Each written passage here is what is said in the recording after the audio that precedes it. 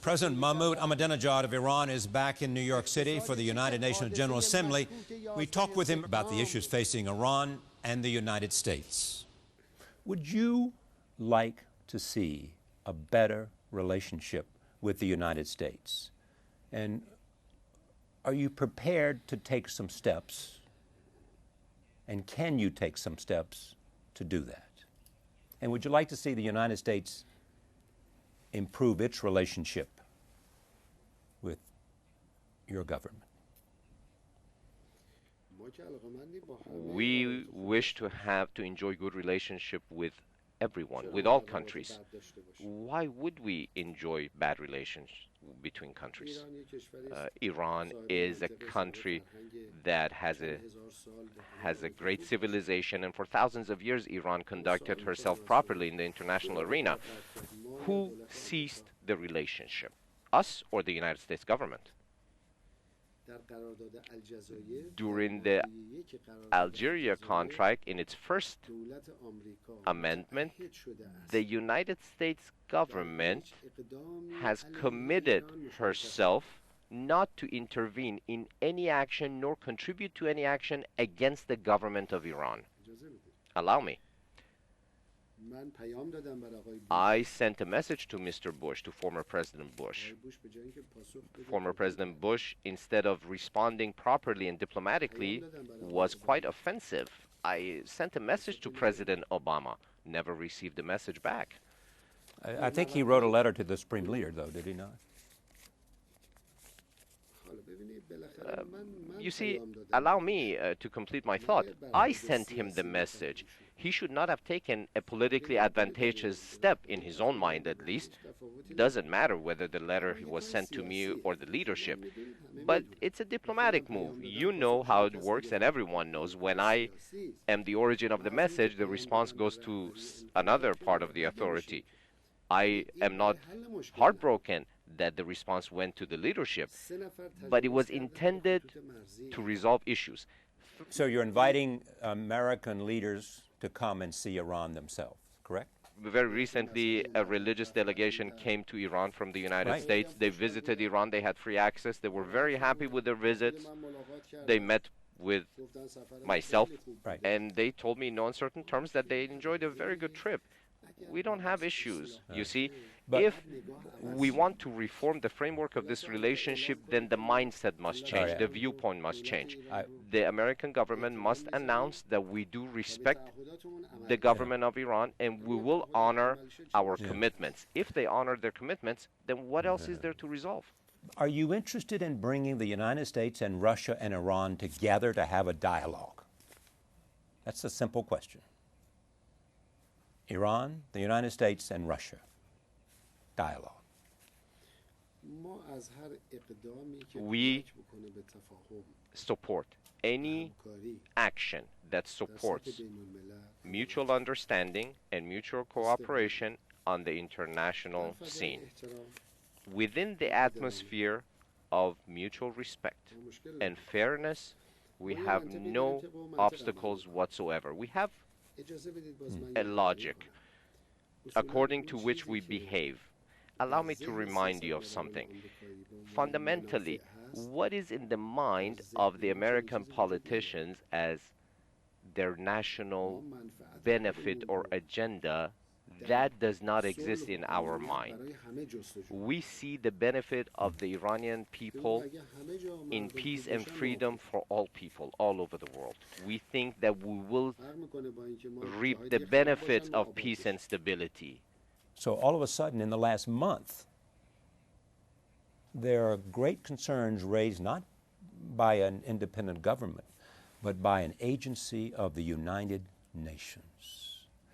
And they ask, why does the Iranian government need a stockpile of enriched uranium enriched at 20%? I would like to ask for your patience because I do need to explain this a little bit in depth. 20%. Why do we need enrichment at 20%? 20% enrichment is for a reactor that makes anti-cancer, cancer treatment medication. In Iran, 800,000 patients rely upon these cancer treatment medications. myself, I propose to the IAEA that you should make the 20% enriched uranium available to us because what we have is nearing an end. But instead of honoring the commitment of the IAEA without any preconditions, just by receiving the cost of the 20% enriched uranium, they turned this request into a political issue. And they set preconditions for us. This is a deviation from the commitment of the IAEA as well as international laws. What are we supposed to do? Cooperate. We were forced. You're supposed to cooperate. We were forced to provide for our own need, which is 20% enrichment. Any sovereign government is free to do so. But With the 20% enriched uranium is only good for the production of the cancer treatment medications. But those who are subject matter experts understand these. But the politicians don't want to understand. Allow me, sir, to continue. Allow me to ask you, if we were a permanent member of the Security Council, do you believe that the head of the IAEA would have given the same report, Yes. addressed the same concerns? Yes. Yes. Really? Yes. Fine. Does the United States government not have thousands of nuclear warheads? How many times has the head of the IAEA given concerning reports about the location, the number of U.S. nuclear stockpiles? Stockpiles that endanger people in Europe, in the Far East, in the Middle East, in Africa. Anywhere that the United States has a military presence, it endangers the people of that region. The number of our centrifuges is even known to elementary school kids. But that is the level of accuracy in the IAEA's reporting. Now, this is discrimination. This is not proper international behavior. This is exactly our point. We say this behavior, this path will not yield results.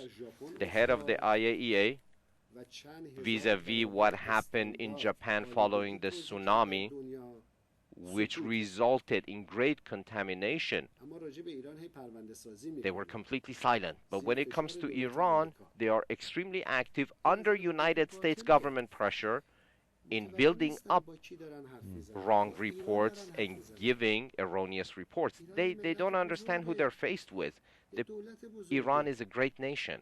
Iran enjoys a great culture. They must come on the path of law, international laws, and reason and logic. Do you not believe equal treatment under the law for everyone? Laws must be implemented discriminatory only against us? We say equal treatment under the law for everyone. This is the logic we pursue. Most Americans believe in equal justice under the law and equal treatment under the law. Number two, I think that most Americans and people around the world recognize that Iran is a great country and a great culture.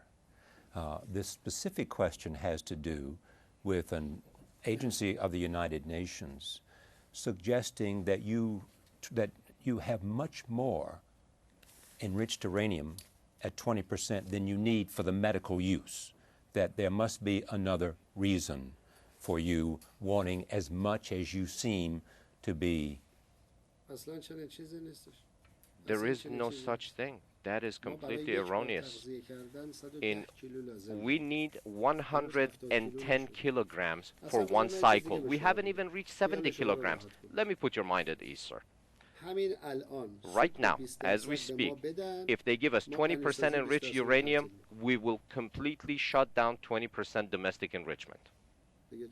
How is that? Is there anything else to talk about? As you and I sit here and speak, if they bring into our reactors 20% enriched uranium for the production of for cancer treatment medication, we will shut down domestic production enrichment to 20%. You have to understand, it is quite an expensive proposition. It has been quite expensive for us. It hasn't been advantageous, but we were forced to do that. I announced that formally today. The United States government, France, any other government, if they make available to us 20% enriched uranium, we will shut down domestic uranium production to 20%. We don't need it for anything other than the production of cancer treatment medication. I have no doubt that the people of the United States are law-abiding. They're humanitarians. But we're not talking about a role that the people of the United States are playing. I think there are certain political groups in the United States that are playing the essential role here. I think there is definitely a mutual love and respect between the people of Iran and the people of the United States. There is no animosity amongst people. There are certain politicians that protect the interests of a very wealthy minority. And the interest of that wealthy minority lies in conflict, in ongoing conflict with Iran. So the point is clear. It's not the decision of the people of America. You see, I said something to you. I made a proposition to you that no one else can come back with a counteroffer to. Bring us 20% enriched uranium today. We will shut down domestic uranium production to 20% on the same day. See how transparent we're trying to be, and we are being. This is how we conduct ourselves habitually. You have made this offer before. We've said it before. We say it again. But on the outside the framework of this proposal, they wish to force their political agendas on us. We will not be forced into any situation by any outside power. I ask you, are the people of the United States willing to be dictated to and forced down any path? If a foreign interest wishes to take away the independence of the United States, if they wish to take away their rights under the laws of the United States, will they accept such force? Well, no. We're the same way. We say respect our rights. Let's put the framework of the IAEA and respect our rights and give us our rights according to the letter of the law, the charter of the IAEA. If they give you, if you could persuade someone to provide the 20% enriched uranium, in order to fulfill all the medical needs that you have, a supply to take care of all of the medical needs, you are saying that much, then you will tear down all of the enrichment facilities, the new enrichment facilities that you have. That's the deal you're offering. Again, I have said many times, 20% enrichment will be shut down. 3.5% is only for a power plant. If you do that, would you allow total open access to IAEA? As we speak, the IAEA has open and unfettered access. They have inspections all the time. But they say... Their cameras, allow me to finish, sir. The cameras of the IAEA are in place and active in our facilities. It even registered in Iran, even the transfer of 1% of a gram is monitored and registered. Even the transfer of such a minute amount is registered with the IAEA. They ask us, why are you building facilities in the mountains? Where does it say in the charter of the IAEA, according to the laws of the international body, that we must pick one location over another? They certainly wish for us to put those facilities in a location that the Zionists would be free to bomb them into oblivion. The IAEA broke the law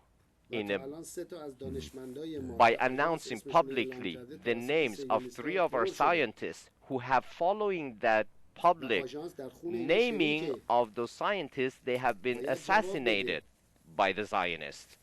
So the agency is responsible, the IAEA is responsible for the killing of these 3 scientists. Why do they not announce the names of any other foreign nuclear scientists? Fair. The IAEA made a mistake. Oh, it was a mistake. Made a mistake, and they printed the names of our specialists. Yeah. 3 of our scientists, university professors, were assassinated. Their family members, their wives, children are still there, are still crying tears of blood. Why did those three have to die? Why did the IAEA have to take that step? Now, I ask you, did the IAEA take the right step? Why do they not print and make public the names of American nuclear scientists? Why do they not make the same public for Japan or Great Britain? May I ask a question? Please. Do you believe that they made them public in order that someone could assassinate They made an them? official announcement. But do they you believe made that them public in their report. But you are They made them public in you're newspapers. you are suggesting that the IAEA did this in order that it would lead to their assassination of these scientists? Clearly you're not saying that. Clearly you're not making them, IAEA, complicit in the assassination of Iranian scientists, whoever did it. You see, this needs investigation. I will not pass a judgment now whether the IAEA was complicit with the Zionist regime and interest. I'm not reaching a conclusion on that. I'm not judging. It needs a proper investigation. But the IAEA went outside the framework of the law, which resulted in the identities of our specialists and scientists being made public. When there is a law which states that nuclear information, even personnel of specific countries, must be kept secret and confidential, it must have been out of concern for such things. Why was this even brought within the framework of the charter of the IAEA? The IAEA is obliged to keep confidential the information of each country's nuclear activities. Each country that is a signatory to the IAEA, they publicly announced the names of 3 Iranian nuclear scientists. Just like anyone who breaks even driving laws, which results in the killing of certain individuals, doesn't mean that that driver intentionally wanted to kill those individuals. But since he chose to break the laws which resulted in a loss of life, then that party is guilty. Do you have evidence that the state of Israel was behind the assassination of those scientists? Do you have evidence? Yes, absolutely. Individuals have been arrested, confessions have been made. In the occupied territories, they receive training given by the Zionists. We don't take a position or make announcements based on thin air. One of them is currently being put, has given proof, it's been documented, they have confessed. Why do we not say that France carried out those assassinations? Why do we not say that Great Britain or the United States carry out those assassinations? We say it's the Zionists because they had threatened us previously, and they threatened us openly and officially. Zionist officials openly said that we intend to assassinate certain officials. Right. But the Stuxnet virus, did it do great damage? Did it slow your program down? No. We were able to mitigate it. Okay. And do you fear another one? Virus 2? It is possible, but we're always ready. We're not seeking the weapon. We're not seeking the nuclear weapon. If we were seeking nuclear weapons, we would have the guts to announce it publicly. Who is Ahmadinejad afraid of? Why do we need to be afraid of anyone when we keep saying repeatedly that we don't seek nuclear weapons production? You must take that at face value. It's in your power to convince the United States, the IAEA, the United Nations, and the world that you have only peaceful intentions for nuclear energy. You have the power to do that. You really do. And it would be good for Iran. The sanctions would be eliminated. It would be good for bringing Iran deeper into the world community, which you should hope for. And it can be a recognition of the dignity of Iran and respect of Iran. Do you think now Iran is outside of the international community? No, I do not. But I said deeper into. I didn't say outside. I said deeper into. Please allow me. This is precisely what I have issue with. We have economic ties with most countries around the globe. You know, Iran has exports in excess of $150 billion, equal value in imports. Who are these trade ties with? With Mars, with another planet, or with countries around the globe? Thank you.